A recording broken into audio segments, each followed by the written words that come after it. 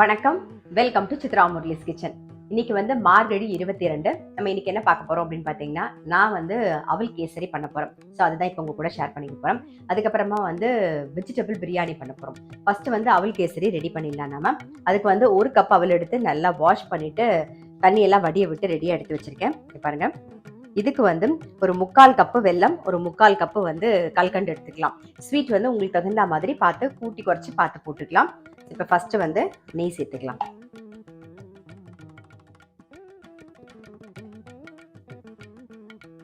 முந்திரி பருப்பு சேர்த்துக்கலாம். திராட்சையும் சேர்த்துக்கலாம்.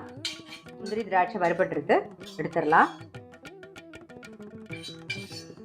அதுலேயே நெய் இருக்கு, ஊற வச்சு அவல் சேர்த்துக்கலாம்.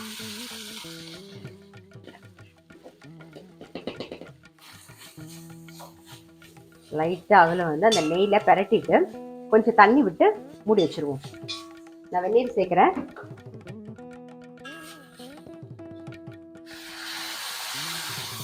மூடி வச்சுருவோம், கொஞ்சம் வேகட்டும்.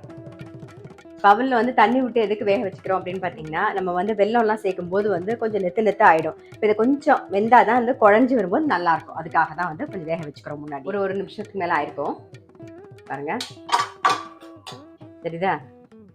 இப்போ என்ன பண்ண போகிறோன்னா, வெல்லம் ஒரு 1/4 கப்பு, அப்புறம் கல்கண்டு ரெண்டுத்தையும் சேர்த்து கைவிடாமல் கலந்துப்போம். நம்ம நல்லா கரைஞ்சி சேர்ந்து வரணும். அது இப்போ கொஞ்சம் ஏலக்காய் பொடி சேர்த்துக்கலாம். இது கூடவே வந்து நெய்யும் சேர்த்துருவோம்.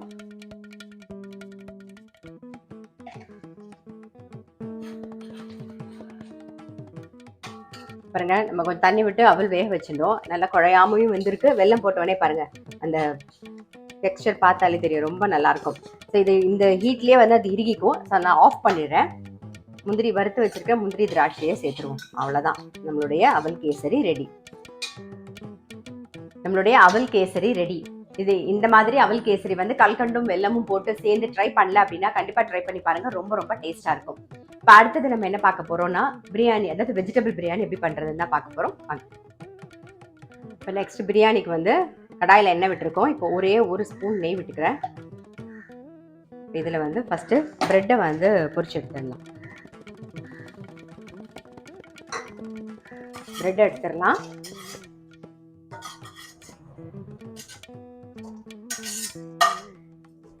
அதே கடாயிலே வந்து எண்ணெய் விட்டுருக்கோம். அது நல்லா காஞ்சிடுது. எதுவுமே தாளிக்க போறதில்ல, நம்ம பிரியாணி மசால் மட்டும் யூஸ் பண்ணி தான் நம்ம பண்ண போறோம் இன்னைக்கு. பாருங்க, ஒரே ஒரு பச்சை மிளகா, வெங்காயம், இஞ்சி பூண்டு விழுது சேர்த்துக்கலாம். இப்போ வெங்காயம் கொஞ்சம் நல்லா வதங்கணும். இஞ்சி பூண்டு விழுதோட பச்சை வாசனம் போகணும். வெங்காயமும் நல்லா காரமான வதங்கணும். கொஞ்சம் வதங்கட்டும். வெங்காயம் வதங்கிட்டு நான் வந்து பிரியாணி மசால் தான் போட போகிறேன். இந்த பிரியாணி மசால் வந்து மில் ஹவுஸில் கிடைக்கும். நான் வந்து அவங்களோட நம்பர் வந்து டிஸ்கிரிப்ஷன் பாக்ஸில் உங்களுக்கு தரேன். தாளிக்கிறதுக்கு எதுவுமே சேர்க்க வேணாம், ஜஸ்ட் பிரியாணி மசாலா கொஞ்சம் சேர்த்தா போதும். ரொம்ப சேர்த்துட்டிங்கன்னா அது ரொம்ப அந்த வாசனை வந்து ரொம்ப காட்டமாக தெரியும். அதனால கொஞ்சமாக சேர்த்தா போதும். பாருங்க, நான் வந்து அவ்வளோதான்.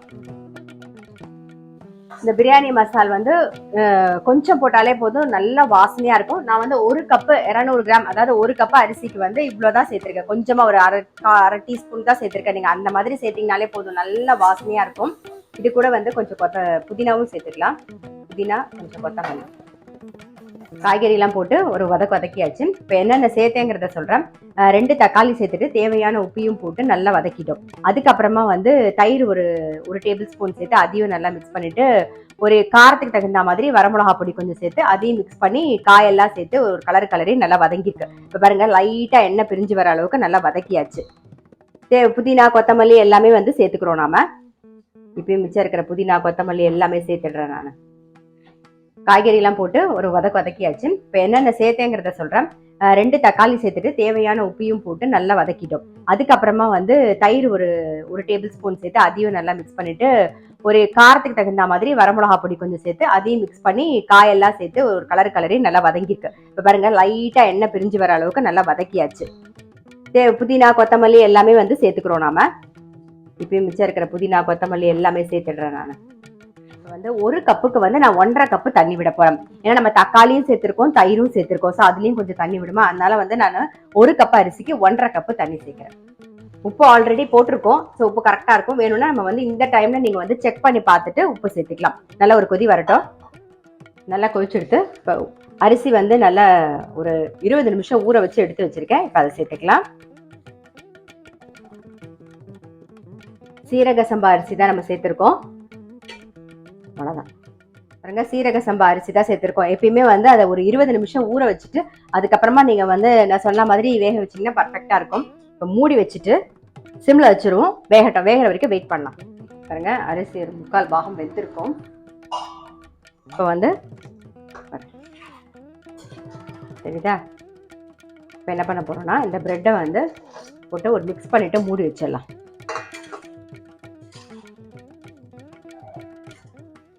அப்படியே மூடி வச்சிருவோம்.